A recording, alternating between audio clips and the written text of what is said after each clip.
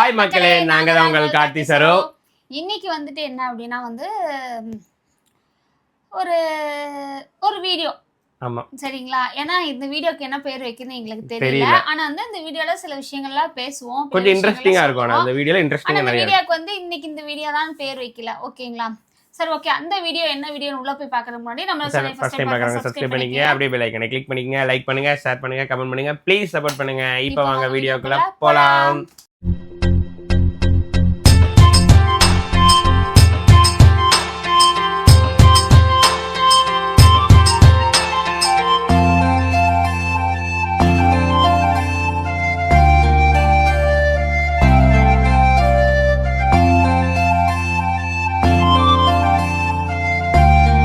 இன்னைக்கு வந்து ஃபஸ்ட்டு என்ன அப்படின்னு பார்த்தீங்கன்னா வந்துட்டு இப்போ வந்து நான் பண்ணிகிட்டு இருக்கிற பிஸ்னஸ்க்கு ட்ரெஸ் கலெக்ஷன் பிஸ்னஸ்க்கு வந்து நல்ல சப்போர்ட் கொடுத்துட்ருக்கீங்க. அதுக்கு எல்லாத்துக்குமே வந்து நன்றி. இப்போ ரீசெண்டாக வந்துட்டு இன்னொரு கலெக்ஷன்ஸ் வந்து நான் அப்டேட் பண்ணியிருக்கேன். உங்களுக்கு நீங்கள் என்னோடய பேஜை ஃபாலோ பண்ணி வச்சுருக்கவங்களுக்கு தெரியும். ஸோ வந்து அது என்ன அப்படிங்கிறது பார்த்தவங்களுக்கு தெரியும், பார்க்காதவங்களுக்கு வந்துட்டு நான் சொல்லிடுறேன். என்ன அப்படின்னு பார்த்தீங்கன்னா மெட்டீரியல் தான். இப்போ வந்து ட்ரெண்டிங்கில் போயிட்டுருக்க ரா சில்க்ஸ் மெட்டீரியல். இது வந்து இதுக்கு ஒவ்வொருத்தரும் ஒவ்வொரு பேர் சொல்கிறாங்க. ஆனால் வந்து எனக்கு வந்து தெரிஞ்ச பேர் ரா சில்க் மெட்டீரியல் அப்படின்னு. இது பார்த்திங்கன்னா வந்து மோஸ்ட்லி இதோட ஸ்டிச்சிங் வந்து நிறைய பேர் பார்த்துருப்பேன். இது வந்து உங்களுக்கு பார்த்தீங்கனாலே தெரியும். இது வந்து உங்களுக்கு ஒரு பீஸு மேலே வந்து டாப்பு, ஓகேங்களா? மேலே வந்து டாப்பு. இதை வந்து நம்ம எப்படி வேணால் ஸ்டிச் பண்ணி போட்டுக்கலாம். நம்மளுக்கு பிடிச்ச டிசைன் பின்னாடி நாட் வச்சு கை ஒரு டிசைனாக, நம்ம நெக் பேட்டர்ன் ஒரு டிசைனாக, அந்த மாதிரி வந்து நம்ம இதை வந்து ஸ்டிச் பண்ணி போட்டுக்கலாம். ஆனால் பார்க்குறதுக்கு வந்து உங்களுக்கு சிம்பிளாக ஒரு கிளாத்துனே நீங்கள் நினைக்கலாம். ஆனால் வந்து நம்ம ஸ்டிச் பண்ணி போடுறது தான் வந்து ஒரு என்ன சொல்கிறது, ஒரு பழைய துணியை கூட நம்ம எந்த அளவுக்கு ஸ்டிச் பண்ணி போடுறோமோ அப்போ வந்து அதோட லுக்கே வந்து வேறு மாதிரி இருக்கும். நான் அதுக்குன்னு இது பழைய துணின்னு சொல்கிறேன். நம்ம வேணாம் அப்படின்னு வந்து ஒரு சாரீ வச்சுருப்போம். இப்போ அதில் வந்து நம்மளுக்கு பிடிச்ச டிசைனு இப்போ வந்து நிறைய பேர் ஃபேஷன் டிசைனிங் வந்து வந்துட்டிங்க பண்ணுறவங்களாம். அப்போ வந்து அவங்க வந்து இது இந்த மாதிரி வச்சு இதை மாதிரி பண்ணினா அழகாக இருக்கும்னு சொல்லி அதை வந்து நம்மளோட வேணாங்கிறத வந்து பிடிக்கிற மாதிரி பண்ணுறாங்களா அந்த மாதிரி. இது வந்து உங்களுக்கு வந்து டாப்புங்க, ஓகேங்களா? இது வந்து உங்களுக்கு ஷால் பார்த்தீங்கன்னா உங்களுக்கு வந்து இந்த கோடாக வந்துடும். அதுக்கப்புறம் கீழே பார்த்தீங்கன்னா உங்களுக்கு இந்த மாதிரி வந்துடும், ஓகேங்களா? இதுதான் ஷாலு வந்து உங்களுக்கு பார்த்தீங்கன்னா நல்லா லென்த்தியாகவே இருக்கும். நான் வந்து இது ஒன்று ஸ்டிச் பண்ணி உங்களுக்கு வந்து ஒன்று போட்டு காமிக்கிறேன், ஓகேங்களா? ஷால் பாருங்கள், இப்போ 2ஆம் அடிச்சு உங்களுக்கு இந்த அளவுக்கு இருக்குது ஷால் வந்து நல்ல லென்த். நம்ம ஒன் சைடு வேணாலும் போட்டுக்கலாம், இல்லை எனக்கு டபுள் சைடு தான் நான் போடுவேன் அப்படின்னாலும் டபுள் சைடில் வந்து நீங்கள் வந்து போட்டுக்கலாம், ஓகேங்களா? அதுக்கப்புறம் இது பார்த்தீங்கன்னா ஃபேண்ட்டு. இதை நம்ம ஃபேண்ட்டு வந்து நார்மலாக தைக்கிறத விட ஸ்ட்ரைட் கட் ஃபேண்ட்டு அந்த மாதிரிலாம் தைச்சி போட்டிங்கன்னா இன்னும் சூப்பராக இருக்கும். இது நான் வந்து துணி விற்கலைனாலும் வந்துட்டு அது இந்த மாதிரி தைச்சி போடுங்கன்னு வந்து சொல்லியிருக்கேன் எடுத்தவங்களுக்குலாம். இப்படி போடுங்க நல்லா இருக்கும், இந்த மாதிரி டிசைனில் போடுங்க அப்படின்னு. அவங்களுக்கு வந்து அந்த ஃபோட்டோஸ்லாம் இருக்குது பார்த்தீங்கன்னா, ரா சில்க்ஸ் மெட்டீரியல் வந்து அந்த ஸ்டிச் பண்ணி போட்டிருப்ப பார்த்தீங்களா, அந்த ஃபோட்டோஸ்லாம் நான் வந்து சென்ட் பண்ணியிருக்கேன். இந்த மாதிரி போட்டிங்கன்னா நல்லாயிருக்கும். எங்கிட்ட கேட்டாங்க 2-3 பேர். ஆனால் சுடி மெட்டீரியல் மட்டும் தான் சொன்னேன் தவிர என்ன பேர் தெரியல எனக்கு.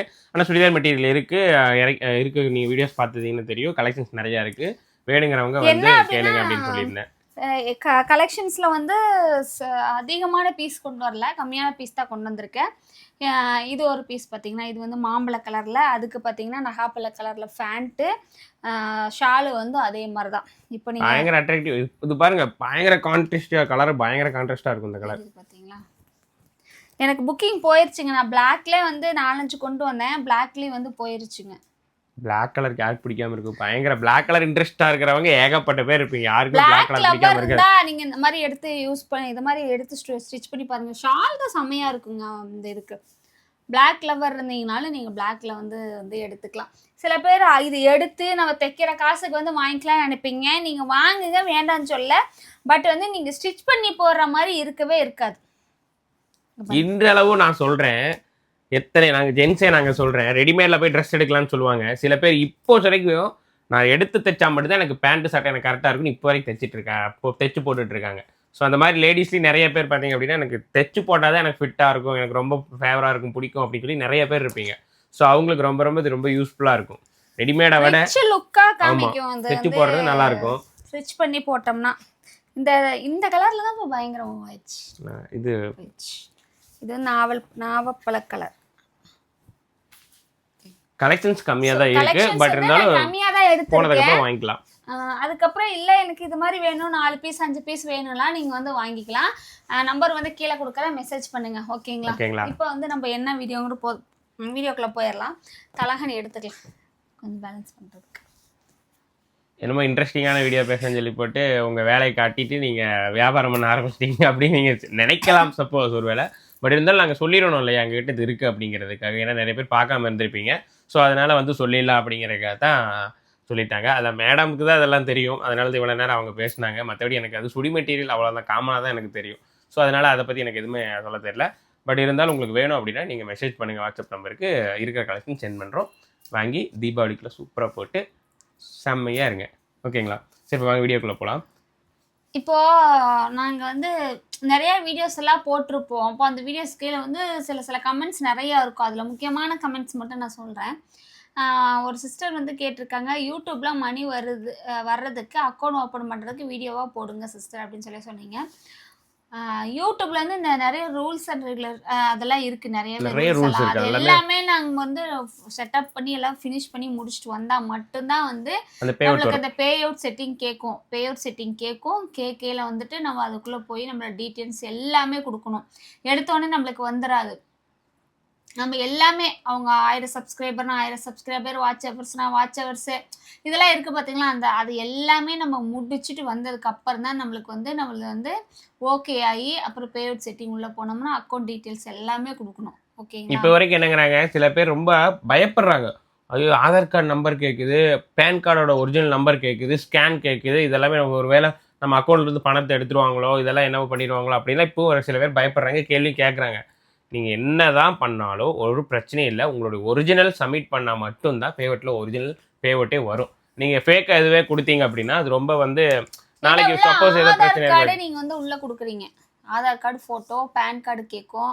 இப்போ ஏதாவது வந்து டிரைவர் லைசன்ஸ் இல்லைன்னா வந்துட்டு ஏதாவது ஒரிஜினல் ப்ரூஃப் வந்து நம்ம கண்டிப்பாக அட்டாச் பண்ணி தான் அதுதான் நீங்கள் எந்த கொடுக்குறீங்க அதை நம்ம ஃபேக்காக எதுவுமே பண்ண முடியாது. ஓகேங்களா? இதுதான் வந்து நம்மளோட அக்கௌண்ட் ஓப்பன் பண்ணுறதோட ப்ராசஸ்.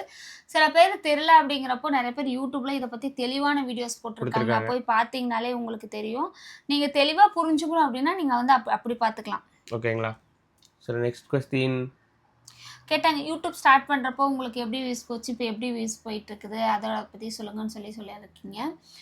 யூடியூப் ஸ்டார்ட் பண்ணப்பல வந்துட்டு பெருசாக நான் அந்த வியூஸ் பார்க்க மாட்டேன், எதுவுமே எனக்கு பார்க்க மாட்டேன். நம்மளும் ஒரு வீடியோ போடுறோம்னு சொல்லி தான் நான் போட்டுட்டு இருந்தேன். காசு வரும்னு தெரிஞ்சதுக்கப்புறம் தான் வந்து வீடியோ நல்லா கொடுக்குன்னு நினச்சோம். அப்போ வந்து வச்சுருந்த ஃபோன்லாம் பார்த்திங்கன்னா ரொம்ப விலை கம்மியான ஃபோனு, வீடியோவோட குவாலிட்டி நல்லாவே இருக்காது. அப்படி ஒரு ஃபோன் தான் நாங்கள் வச்சுட்டு இருந்தோம். அதுக்கப்புறம் எப்படி 1 வருஷம் ஆயிடுச்சு எங்களுக்கே எல்லாம் ஓகே ஆகி நாங்கள் உள்ள எல்லாமே கொடுத்து ஓகே வர்றதுக்கு, டாலர் ஏறதுக்கெலாம். எனக்கு டாலர் வந்து எப்போது அது கிட்டத்தட்ட 2021 22 தான் வந்துச்சு. 22 அந்த சம்திங்லாம் வந்திருக்கும். அதில் தான் இருந்தது. அதுக்கப்புறம் வந்து ரெகுலராக மந்த்லி வருமானு கேட்டால் ரெகுலராக மந்த்லி வரவே வராது. 3 மாதம் 4 மாதம் அந்த மாதிரி தான் வரும். ஏன்னா வந்து வியூஸ் எந்த அளவுக்கு போதும் அந்தளவுக்கு மட்டும்தான் வந்து நம்மளுக்கு டாலரு ஏறும் யூடியூப்பை பொறுத்த வரைக்கும். ஆனால் இப்போது முதல்லலாம் 30 வியூஸு 40 வியூஸு அந்த மாதிரி போயிருக்குது. அப்புறம் விளாகெல்லாம் போட்டால் 100 போகிறதுக்கே ரொம்ப கஷ்டம். இப்போ வந்து இந்த கொஞ்ச நாளாக இடப்பட்ட காலமாக பார்த்திங்கன்னா விளாகுக்கு வியூஸ் கொடுக்கறதில்ல. ஏன்னே தெரியல. அதாவது எங்களை மாதிரி வளர்ந்து வரவங்களுக்கு வந்துட்டு கொஞ்சம் வியூஸ் கொடுக்கலாம், அது ஏன் கொடுக்க மாட்டேறாங்கன்னு எனக்கு சரியாக தெரியல. அதனால என்னென்னா வெக்ஸ் ஆயிடும். விளாகே போட்டால் வியூஸ் போக மாட்டேது, ஏன் போடணும், 1 நாள் விட்டு 2 நாள் விட்டு போட்டுக்கலாம் அப்படின்னு சொல்லிட்டு. அதுக்கு கூட ஒருத்தர் வந்து சொல்லியிருந்தாங்க, அதாவது கண்டென்ட்டே இருக்காது, ரொம்ப கேவலமாக இருக்கும், அதாவது அதில் எந்த ஒரு இதுவுமே இருக்காது, மெசேஜே இருக்காது, மக்களுக்கு தேவையான எந்த ஒரு இதுவுமே அதில் இருக்காது. அவங்க வீடியோ போடுறாங்க, அதுக்கெல்லாம் வந்து வியூஸ் கொடுக்குறாங்க. பட் நீங்கள் ஏதாவது ஒரு முக்கியமாக நமக்கு தேவைப்படுற ஏதாவது சொல்கிறீங்க, பட் இருந்தாலும் நீங்கள் வியூஸ் போலின்னு ஃபீல் பண்ணாதீங்க அப்படின்னு சொல்லி மெசேஜ் பண்ணியிருந்தாங்க. ஸோ நம்ம என்ன கருத்து என்ன மெசேஜ் பண்ணுறதுனால யாரும் பார்க்கறது இல்லைங்க. எனக்கு தெரிஞ்சு வீடியோ குவாலிட்டியோ ப்ரெசன்டேஷனோ அதெல்லாம் எதுவுமே பார்க்கறது இல்லை. எப்படி வீடியோக்கு வியூஸ் போகுதுங்கிறது அவங்களுக்கே தெரிய மாட்டேங்குது. சும்மா அந்த மாதிரி போனை தான் பிரச்சனை. தூக்கிட்டு போறாங்க, பேசுறாங்க, போடுறாங்க. விளாகும் அப்படிதான் ஏனோ தானோ எடுக்கிறாங்க, வியூஸ் கொடுக்குறாங்க. ஷார்ட்ஸ் அப்படிதான் என்னதான் ஒண்ணுமே இருக்காது. பொண்டாட்டி கூப்பிடுறாங்க, புருஷங்க பேசுறான், பொண்டாட்டி கூப்பிடுறா என்னன்னு பேசுறான், அப்புறம் 2 பேரும் அடிச்சுக்கிறாங்க. அப்புறம் ஏதோ தப்பா சொல்றாங்க அங்கே. அப்புறம் அங்க குடும்பத்துக்குள்ள இப்படித்தான் கசகசன்னு போட்டு உலட்டிக்கிட்டு இருக்காங்க. ஆனா ஐடியாவை அதுதான் கொடுத்தாங்க. அக்கா இவங்க பண்றாங்களே, நீங்க அந்த மாதிரி பண்ணுங்க. அவங்களே இப்ப பாருங்க எப்படி பண்ணிட்டு இருக்காங்க. வேணுனே வந்து கண்டென்ட் கிரியேட் பண்ணி வந்து போட்டுட்டு இருக்கிறாங்க. இந்த மாதிரி வந்து நீங்க பண்ணலாம் அப்படிங்கிற மாதிரிலாம் சொல்றாங்க. அந்த மாதிரி எங்களுக்கு வர மாட்டேங்குது. ஏங்க நல்லா இருக்கிற குடும்பத்துல நம்மளே வந்து கும்மாங்குத்து குத்துன மாதிரி ஒரே இருக்கும். அது இதுக்காக செட் ஆகாத கூட மாதிரி நம்ம இருக்கு. சண்டை கட்டிக்கிட்டு நம்ம இருக்கலாம்னா அது வந்து அது ஏன் வர மாட்டேங்குது? அது வந்து அவங்களுக்கு இயல்பா வந்துருது.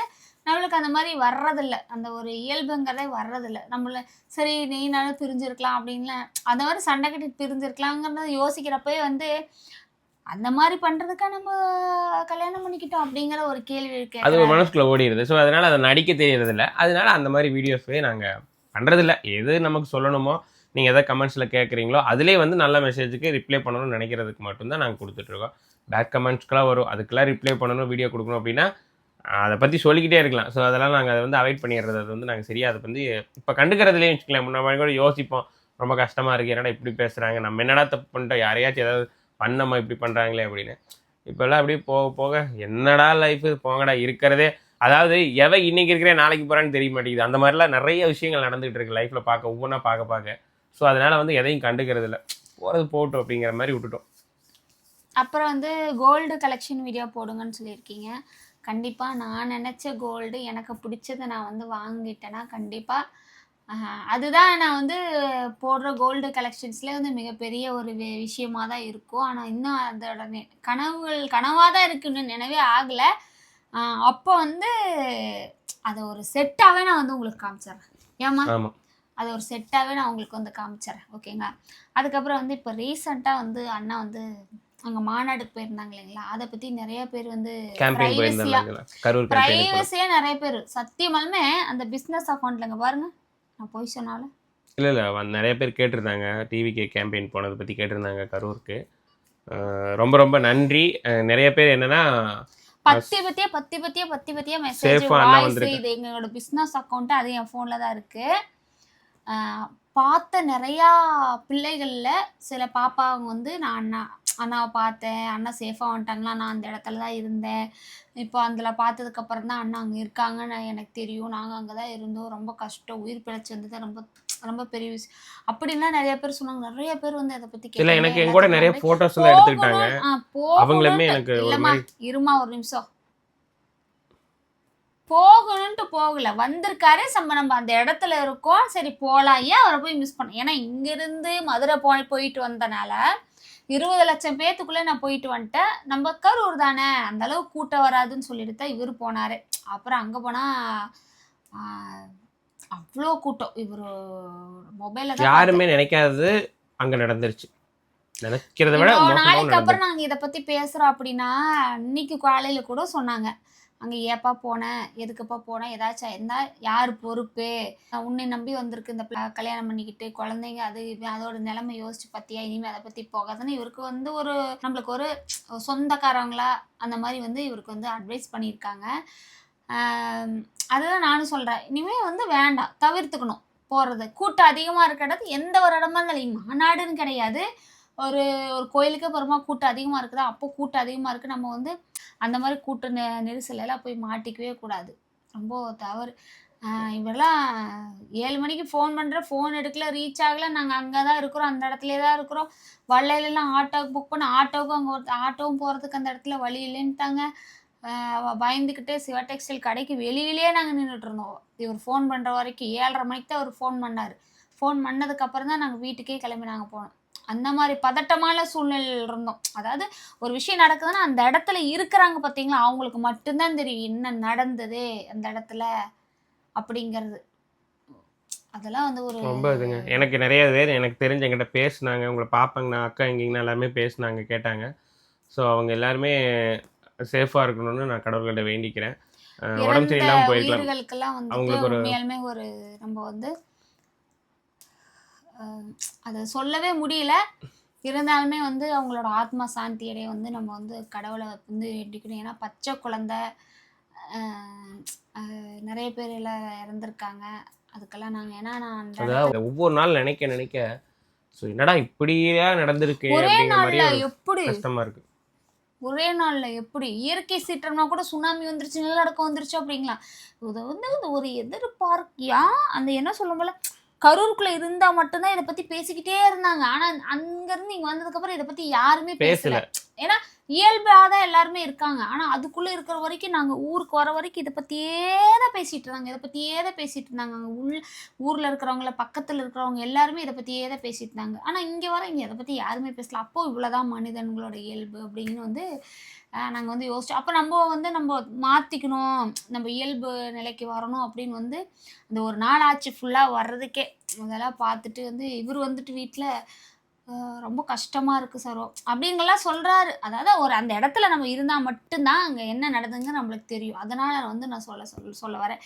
இவர் அங்கே போகலன்னா இதை பற்றி நானும் பேச மாட்டார். எல்லோரும் மாதிரி வந்து என்னென்னா கடவுளே அவங்க அவங்களோட ஆத்ம சாந்தி அடையணும் அப்படின்னு சொல்லிட்டு தான் நாங்களும் அது மாதிரி தான் வேண்டியிருக்கோம். இவர் அந்த இடத்துல இருந்து வந்து தப்பிச்சு வந்து எங்களுக்கு வந்து அப்போவே வீடியோ போட தெரியாமலாம் இல்லை. நாங்கள் அப்போவே வீடியோ போட்டிருந்துருப்போம், இப்படி ஆயிடுச்சு இந்த இடத்துல இவர் இருந்தார் அப்படின்னு. நாங்கள் அது போடல. அந்த நிமிஷம் என்ன நடந்துருச்சு, எல்லாரும் இப்படி போயிட்டாங்களா, ஐயோ கிட்டத்தட்ட நாங்கள் இருக்கிறதுக்கும் அந்த ஹாஸ்பிட்டலில் இருக்கிறது ஒரு 2 கிலோமீட்டர் டிஸ்டன்ஸ் தான். அவ்வளோதான், 2 கிலோமீட்டருக்குள்ளதான் ஹாஸ்பிட்டல் அங்கே இருக்கு, நாங்கள் இங்கே இருக்கிறோம், அந்த டிஸ்டன்ஸில் தான் இருக்கும். அப்போ அந்த அன்னைக்கு நைட்டெல்லாம் எவ்வளோ அழுக்குரல் கேட்டிருக்கும் பாருங்க. ஆனால் எங்களுக்கு கேட்கலாம், அங்கே பக்கம் இருக்கிறவங்களுக்குலாம் அவ்வளோ அழுக்குரல்கள்லாம் இருக்கும். அது வந்து கண்டிப்பாக யாராலும் இதை வந்து மறக்கவே முடியாது. அந்த சொல்லும்போது அந்த அன்னைக்கு கரூரில் வந்து அது கருப்பு தினம்னே சொல்லலாம். ஓகே, இனிமேல் இந்த மாதிரி என்றைக்கும் எப்பவுமே நடக்கக்கூடாது எங்கேயுமே அப்படிங்கிறத மட்டும்தான் நம்ம கடவுள்கிட்ட வேண்டிக்கணும். இனிமேல் இருக்கிற வரைக்கும் எல்லாருமே ஒற்றுமையா சந்தோஷமா இருந்துட்டு நினைச்ச மாதிரி சாப்பிட்டு நினைச்ச மாதிரி இருந்துட்டு எங்க போகணும்னு நினைக்கிறோமோ அங்கெல்லாம் போயிட்டு நல்லபடியா வீட்டுக்கு வரணும் அப்படின்னு நினைச்சு இந்த இருக்கிற ஒரு வாழ்க்கையை வந்து நம்ம வாழணும். இன்னைக்கு பேசிட்டு இருக்கவங்க நாளைக்கு இருக்க மாட்டாங்க. எவ்வளோ கனவுகளோட வந்திருப்பாங்க. அந்த குழந்தைங்களை தீபாவளிக்கு பட்டாசு வாங்கணும், இந்த பட்டாசு வாங்கி கொடுங்கப்பா, எனக்கு அந்த பட்டாசு வாங்கி கொடுப்பா, எங்க துப்பாக்கி வாங்கி கொடுங்கப்பா, எனக்கு இந்த சாக்லேட், அத்தனை அந்த குழந்தைகள் 10 குழந்தைங்களுமே அதாவது கனவு அதோட ஆசைகளே எவ்வளவோ இருந்திருக்கும். இவ்வளோதாங்க வாழ்க்கை. இன்னைக்கு என்ன நினைக்கிறோமோ அதை நம்ம செஞ்சிடணும். இன்னைக்கு என்ன சாப்பிடணும் நினைக்குமோ அதை சாப்பிட்றணும். அதுதான். நாளைக்கு விடிஞ்சாதான் நம்மளுக்கு என்ன நடக்கும் அப்படிங்கிறது நம்மளுக்கு தெரியும். இருந்தால் உயிரோடு இருந்தால் தெரியும், இல்லைன்னா தெரியாது. அவ்வளோதாங்க மனிதர்களுக்கு. ஏன் ஒருத்தர் பேசிக்கிட்டு ஒருத்தருக்கு ஒருத்தர் சாடி சொல்லிக்கிட்டு ஒருத்தர் வந்து அந்த போறாமை இதெல்லாம் வந்து வேண்டவே வேண்டாம். கடவுள் வந்து நம்மளுக்கு தெம்பு கொடுத்துருக்காரு, நம்ம உழைக்கிறோம், சாப்பிட்றோம், அதுதான் நம்மளுக்கு வந்து போதுங்கிற அளவு கடவுள் கொடுத்துருக்காரு, அதோட சந்தோஷமா இருந்துக்கணும். அதாவது வருஷம் பார்த்தீங்கன்னா ஏதோ ஒன்று நடந்துகிட்டே தான் இருக்கு. ஒரு இதான் கூட சொல்கிறேன், எப்படி எடுத்துக்கிறீங்கன்னு தெரியல. நம்ம என்னதான் இது நடக்கக்கூடாதுன்னு ஒரு விஷயத்தை நம்ம நினச்சி இப்போ பேசிகிட்டு இருந்தால் கூட அந்த நேரத்தில் அது நடக்கணும்னா நடந்துடும். அது எவ்வளோ பெரிய விஷயமா இருந்தாலும் சரி, இது நடக்கக்கூடாது நம்ம வேண்டிக்கலாம், அவ்வளோதான். சப்போஸ் நடக்கக்கூடாதுன்னு வேண்டிக்கலாம், அது நடக்காம போகிறது இல்லை, நடக்க தான் போகுது. சரி, ஓகே ஃப்ரெண்ட்ஸ், இந்த வீடியோ வந்து இதோட முடிச்சுக்கிறோம்.